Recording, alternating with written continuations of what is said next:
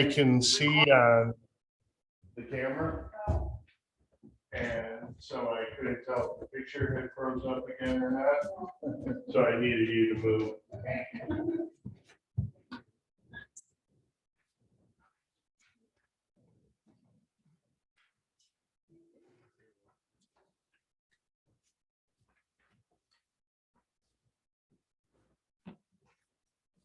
Got something to say, Meyer? No, just watching it do back around. Will your wife be doing this? I'm not sure. Why was that?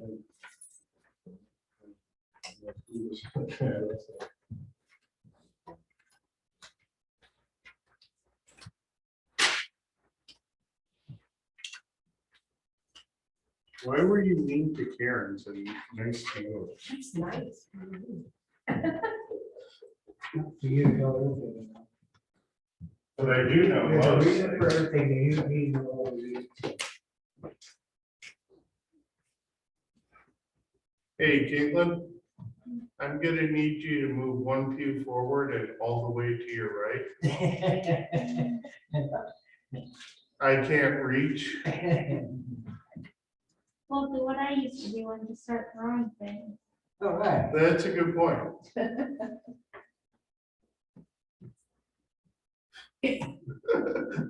How's everyone doing today?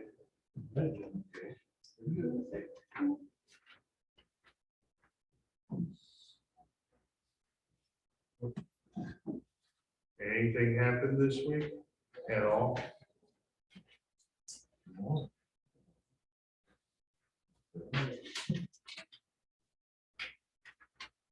I did never win an argument, So you're still low for your lifetime? pretty much. Thank you very much. You're welcome. I had a fun thing happen yesterday. A guy I know from college in the South, one of my better friends, hadn't spoken to him since before we moved to China. I was able to talk to him yesterday. He's now a missionary in Paraguay with a big guest room.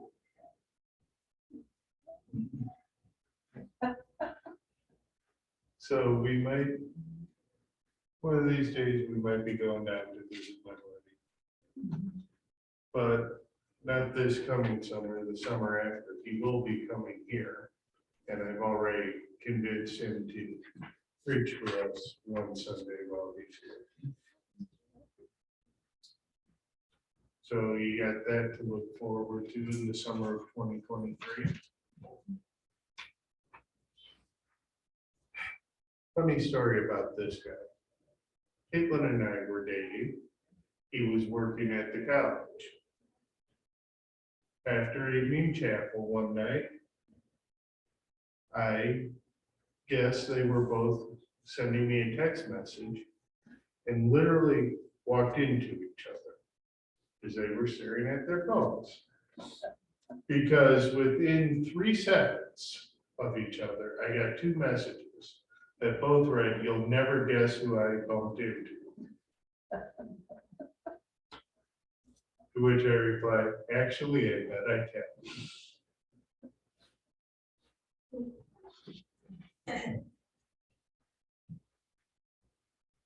She's not saying anything, but she is trying to glare at me. She's wearing a mask, so she doesn't know I can tell she's smiling, but Don't hide it. Let it flow. all right. Well, if there's nothing deep to discuss, let's talk about Genesis 40.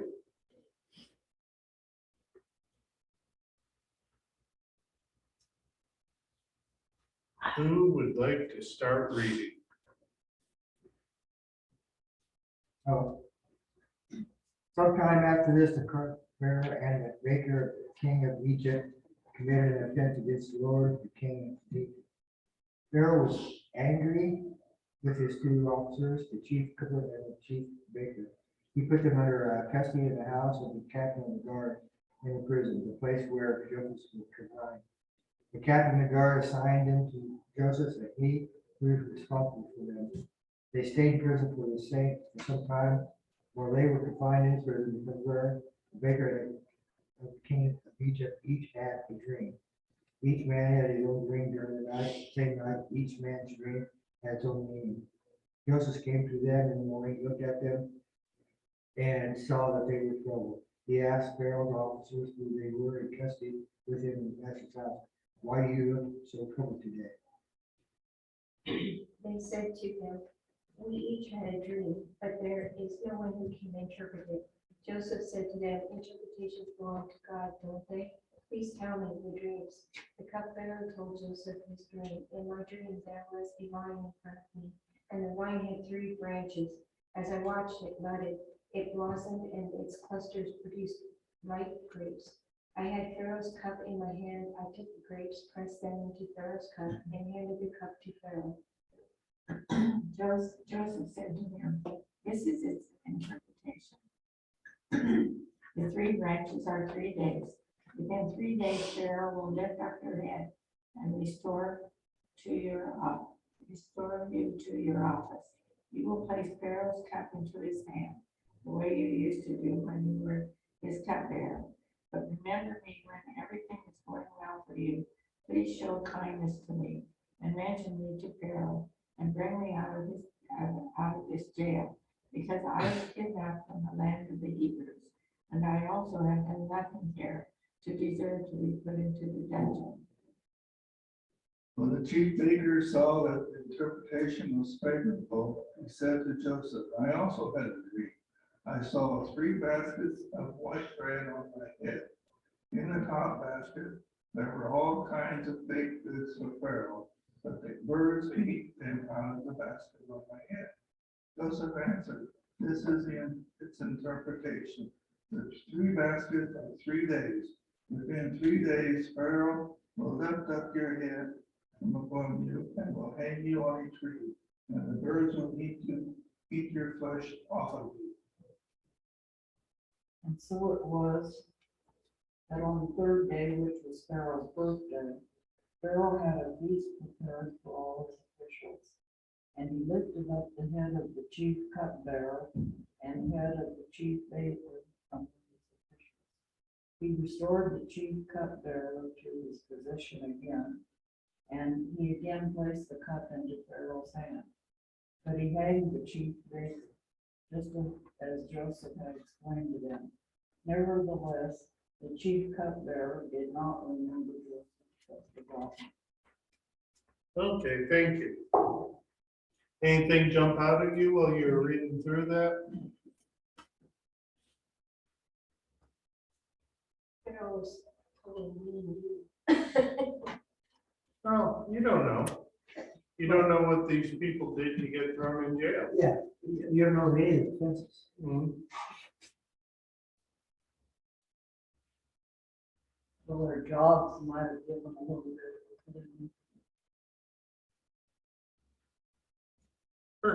Perhaps not. Who knows? The chief baker could have been one good-looking dude seducing women out of Pharaoh's harem. Or he could have just not made sourdough the way Pharaoh liked it. We don't know. Could have been something major. He could have killed Pharaoh's son. Could have been something minor. He burnt the brioche. And as you all know, burnt brioche is bad brioche.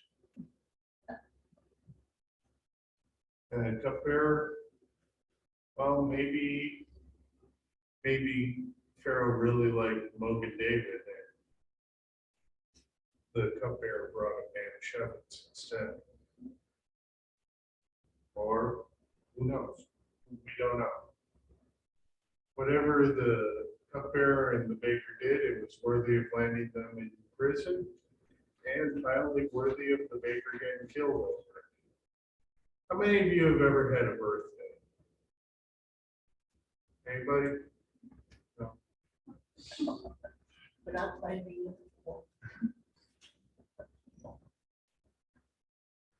How many of you for your birthday have asked for the head of one of your enemies?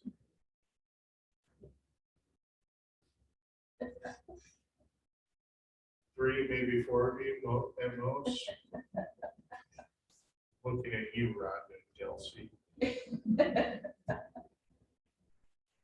We used to chase when I was a little kid. What is it? Not quite the same. I don't think the baker was turned into a lovely roast chicken after this.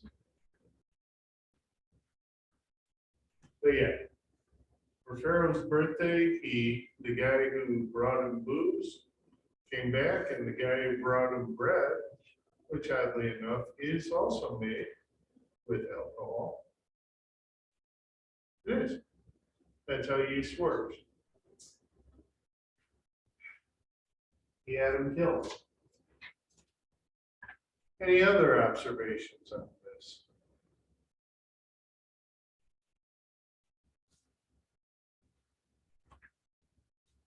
For the interpretation of dreams itself, of the maker, the life something brings. I guess I don't get the meaning how Joseph could get that interpretation from it. How do you think Joseph got the interpretation? Well, I suppose the birds eat the bread.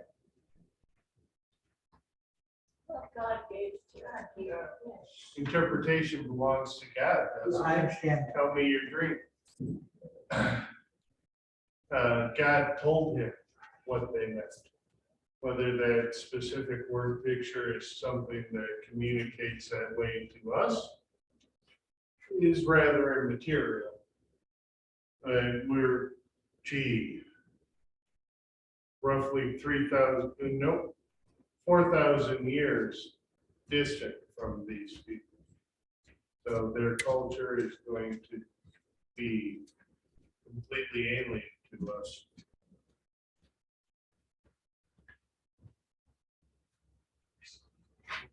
Oh, I thought you were coming to join us, Martha.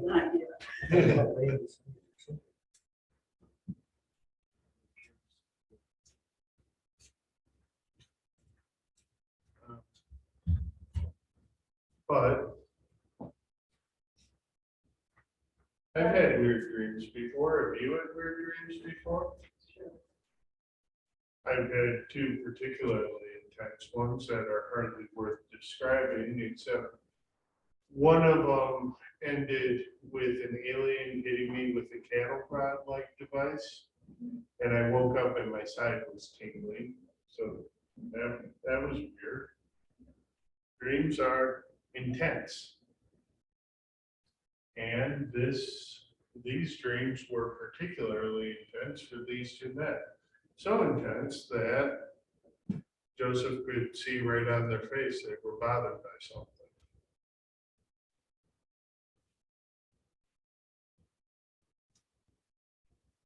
Well, I don't think it says anything about whether they believe Joseph or not. You know, they ask him for interpretation, but did they really believe him? Because if I would have been that baker, I really would have believed that interpretation. You know, and then it doesn't say anything about that either, but I think I would have tried to do something to hopefully change the Pharaoh's mind. Or try at least. Well, we don't know whether or not he did try. We're told nothing about these men except for a few facts. They made Pharaoh mad, they went to prison, they had dreams. The interpretation turned out correct. We know roughly 4 things about these men. Is the reference to 3 days, is that the reference to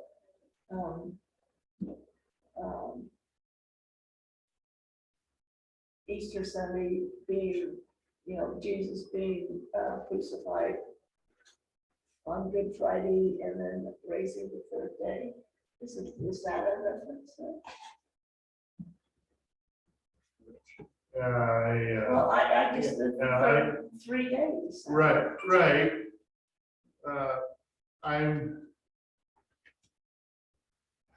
I have never personally thought about that, nor have I read anyone mention that. So, and just off the cuff thinking about it, I'm not sure what the connection would be. But if you do end up finding one, let me know. Well, it just I- struck me, it just struck me. Yeah, no, that's what this class is for. It's for looking at something and having an idea. And frequently in the Bible, those things that have similarities between each other aren't there on accident. So your instincts are good on this one. I just don't know what the connection would be. Does that make sense? If you see a broader connection other than the time frame, please enlighten us. You might be right. I think you guys know by now, I don't have every answer.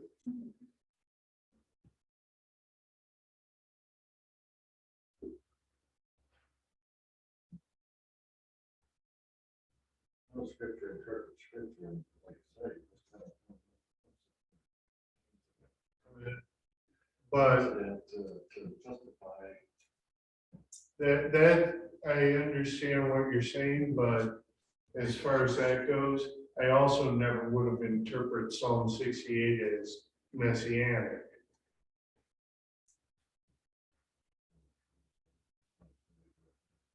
Jesus on the cross, in order to fulfill all scripture, I am thirsty.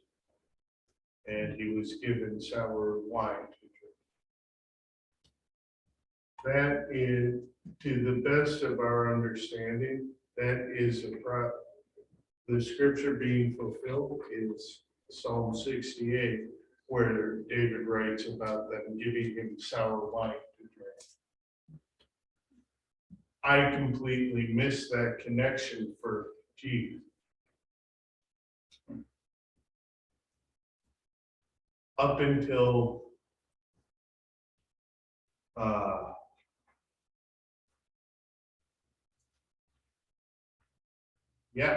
March of 2020, when I was assigned a sermon for Good Friday that was a series of vignettes on the 7 words of the cross. And I had always been confused what scripture was being fulfilled when Jesus said, I am thirsty. And it wasn't until that moment when I read a number of people say Psalm 68 that it occurred to me. But even those interpreters said, had it not been for Jesus on the cross, we would have missed this. But if these men, much better at these things than I am, would have missed it, I definitely also did. Yes. What did the purpose of the giving sour wine, what did that mean? You want to drink some wine vinegar? Well, but, No. You don't give good wine to condemn men. You give them the stuff that's turned, the stuff that's gone bad.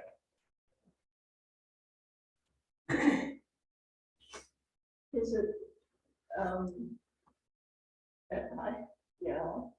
I mean, obviously, just things pop into my head, but I'm just wondering if, that being a fulfillment that Jesus had to do, is kind of to prove that he was human as well as God, because a human being hanging on a cross would get thirsty. Yeah, I mean, that had to be a common occurrence. There's a reason they had the sour wine there for him.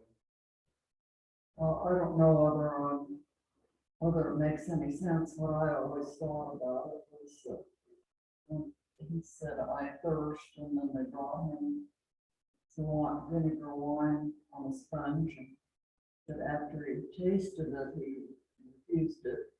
But earlier, he had told his disciples when they drank, I won't be drinking of this again.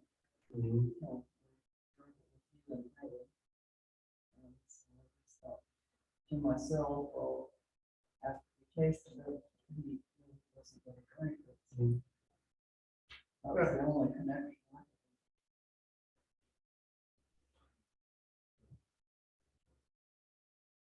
Yeah, well, everything you just said is true. Is it John? Yeah, I think it's John. Because he knew everything had been completed, and in order that scripture be fulfilled. The question that had always been in my mind is, what scripture? And that's where Psalm 68 comes in. So, anyway. That was a good discussion. Oh, while we're on the subject of Good Friday, Lent's coming up soon. We're gonna be doing a pulpit rotation again. So 6:30 Wednesdays. You won't have to put up with me too much. Only twice during the Wednesday services.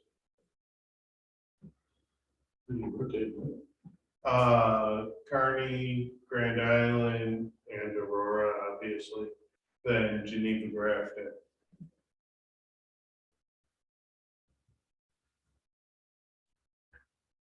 And you guys will get to hear different guys. And then when I come back on Sunday, you'll appreciate them more.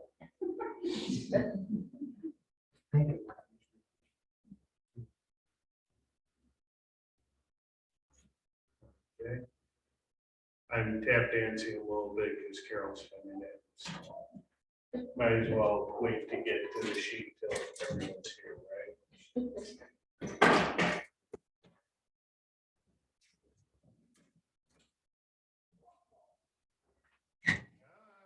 Hurry up, let's go.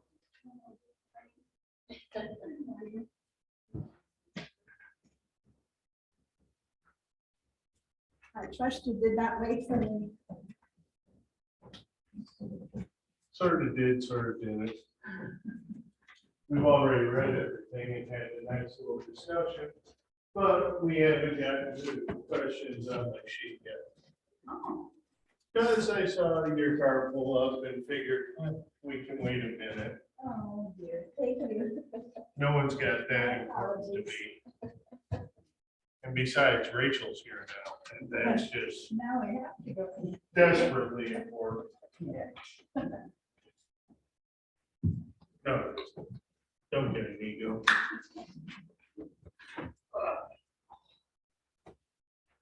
All right.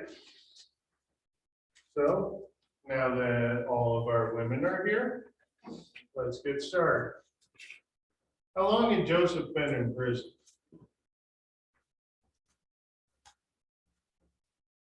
I guess probably not really all that long because he went to prison and he immediately found favor with the warden and was put in charge of the prisoners. So I don't think he was in very long.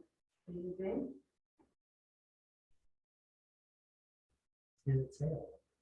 It doesn't say how long, but my suspicion is the exact opposite of yours. 21 years. No. Way back in bad memory. At the end of the 2 full years, Carol had it. So- Well, yeah, that was 2 years after the incidents here. Oh, Right, I know. but so. And- This proves Well, he was there long enough. Yeah, he- So, Well, right, that's what we know. And I don't know about culture back then, but I know culture now. It takes a little while to trust a prisoner, doesn't it? And so he must have been there, he was there long enough to earn their trust. So I don't think this was 3 days after he showed up. I would suspect this is at least a year to earn their trust, turned the trust of his prison guards to be elevated to some sort of position like the trustee is in prison now.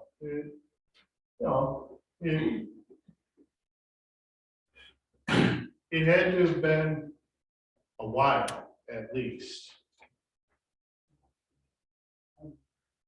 Yeah, I would be stunned if it had been 21 years, but No, I must.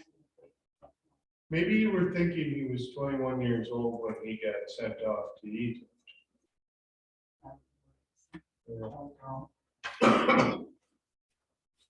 Happens to the best of us. It also happens to you, but it happens to the best of us as well. So who showed up in prison?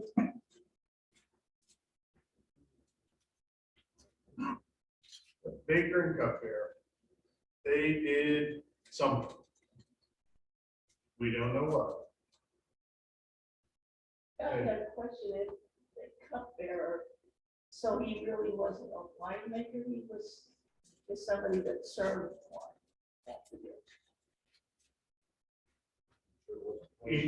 Yeah, in general, his job was to try the wine before Pharaoh did, Okay. to see if he died or not. That's the exact metaphor I was thinking of, yes. Better than wines. Mhm.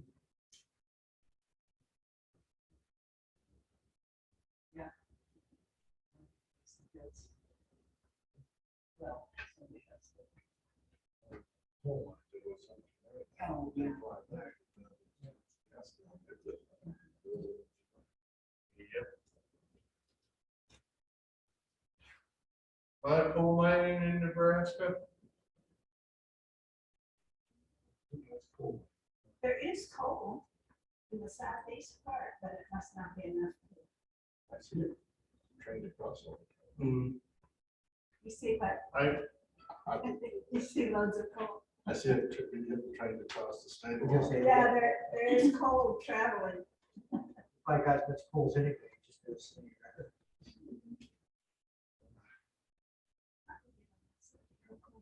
Well, in the sermon today, we're going to talk about an industry that definitely is not thriving in Nebraska. Commercial fishing.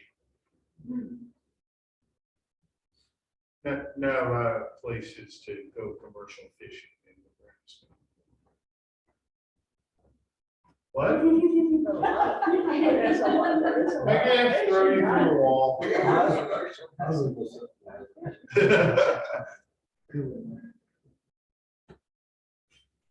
So what was troubling the baker and the cupbearer? Yeah, they had some dreams, weird dreams, didn't know what to do with them. How did Joseph help? How did he interpret them? This is so that he could, the cupbearer can be a good gracious Pharaoh. And he can be gracious. The baker. Yeah. Those were the interpretations, how did he arrive upon Well, Yeah, God told him. Joseph wasn't particularly brilliant, but God told him what to say. When had he shown this ability before? When he was still with his father and his brother. The sun and the moon and 11 stars shall bow to you. Your sheaves of grain are bowing to mine. Okay, we've already discussed what his interpretations were. How did those work out? Yeah. Yep, nailed it. Nothing for that, Caitlin? Nailed it. So what happened that might have left Joseph understandably frustrated?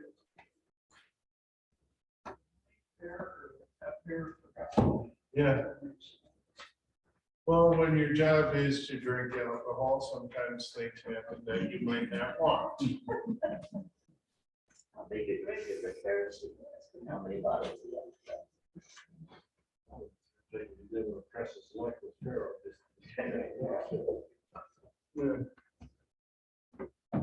It's likely to, but, you know, also, when your job is to, I don't know what you guys know about kings, but they tended to drink. And so, if you have a lot of wine to taste, you're going to enjoy your job in the evenings and not so much in the mornings. It makes me think of the group of leprosies that Jesus cured. And only one came back to thank him. The person said, "Oh, I'm cured." Oh, we all do the same thing. As soon as we Exactly. tell somebody we're gonna do something and Yeah. talk about it, and, Speak for yourself. you know, I always fulfill everything I ever said. I've never needed to be reminded of anything. Yeah, you guys know that ain't true.